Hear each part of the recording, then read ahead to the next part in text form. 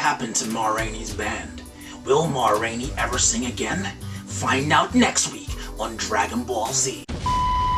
Welcome to Agents of Screen, the first and the only place for movie reviews live at the cinema. I am your boy Miles and we're back again for yet another movie review. Spoiler free, of course. And today we are reviewing none other than Ma Rainey's Black Bottom, which has been billed, sadly, as the final performance of Chadwick Boseman before he sadly passed away. I am going to tell you what I liked, what I didn't like, my score out of 10, and should you see this film. But before we get into that, if I could just ask you a favor, see that subscribe button, yeah?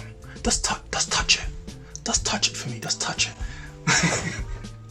Make sure you like, share, and subscribe. But let's get into this review. This film is set in 1920 Chicago, and it serves as kind of like a fly on the wall view on the day of a recording session of the mother of blues, the real life legendary performer Ma Rainey, played by Viola Davis. Also, Chadwick Boseman plays Levy, who is a trumpet player in her band. And not only does he have an eye on Ma Rainey's woman, but he also has ambitions of having a band of his own. So while they wait for all these band members to come together and try to get this recording session done, tempers flare. And that's the basis of the movie. Depending what country you're in, this film is out in cinemas now, but is out on Netflix on December 18th. I went to see it in cinemas myself. I came straight home. That's why I'm still in my jacket. Man's not hot. But if you see like a single sweat bead falling down my face, just don't bring any attention to it. Just keep it as a secret between us. But the strength of this film, as I'm sure many reviewers will agree, are the performances. It's a small but ensemble cast, and there is no weak performances across the board. And as you expect, the standout performances come from Chadwick Boseman and Viola Davis. Viola Davis is one of the finest actors period of our time, and she fully captures this larger than life character. And Chadwick Boseman, I'm just gonna come off the bat and say it. I've thought about it, but this is most definitely the best Chadwick Boseman we've ever seen. This is the best performance of his career, period. That's the second time I've said period now. I'm sounding like a city girl. Period. But I will say, I'm not saying it just to say it. I'm not saying it because he unfortunately passed away and I feel like I need to pander, or I feel like I need to say it. I'll be honest, if I felt it was a subpar performance from Chadwick, I just wouldn't do a review, period. That's the third time I said period. Period. But his performance had me by the neck. At times I felt like I couldn't breathe. Phenomenal work, and I expect nominations to be had for both the main characters in the Oscars. And you know, with everything that's happened, it would be very easy just to be like, yes, this is Chadwick Boseman. I'm just watching him in his last performance. But at times I forgot it was Chadwick Boseman. At times I forgot he had died, and it was kind of bittersweet because the performance is so powerful, but it's also bitter because I know I will never get to see this again.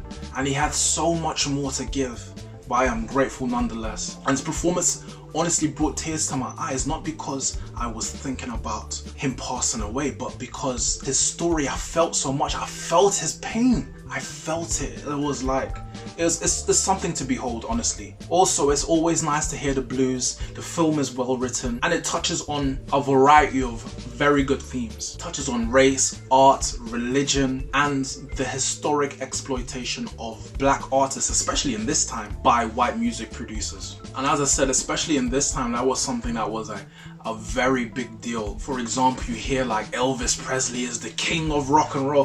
Elvis was a fraud, man. Who's king?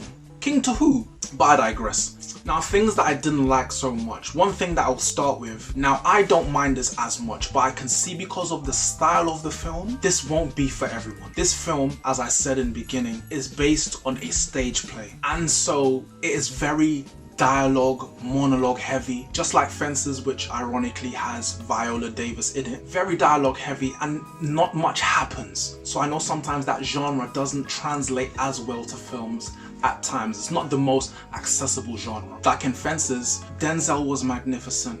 Viola Davis was breathtaking, but it's not the type of film that you would rewatch for the same reasons that I said before. What else I will say is I don't really like how this film ended. I seem to say that a lot, but It's genuinely how I feel, and an ending of any story, any movie, is just as important as the beginning and the middle. So I just call it like I see it. However, kind of piggybacking off my last point, it being like a stage production, I feel like it just ends abruptly, and I'm not a fan of those style of endings. It kind of felt like episode 1 of Ma Rainey. And what happened to some of these characters? What happened to Ma Rainey's band?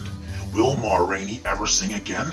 Find out next week on Dragon Ball Z. But there is no episode next week, so I wanted to see more, and it was a bit too abrupt for my liking. That being said, I enjoyed the movie, and I would recommend people to watch it, if not only to see Chadwick Boseman's best performance of his career. All things considered, dressed up with a bow in it, I will give Ma Rainey's Black Bottom a 7.5 out of 10. It was an 8, but the ending kind of shaved a little off. But if you've seen it, let me know what you thought of it, or if you're planning to check it out when it finally releases on Netflix on December 18th. Thank you for watching. I have been your boy Miles. We have been the Agents of Screen, and until the next video, which should be coming extremely soon, peace.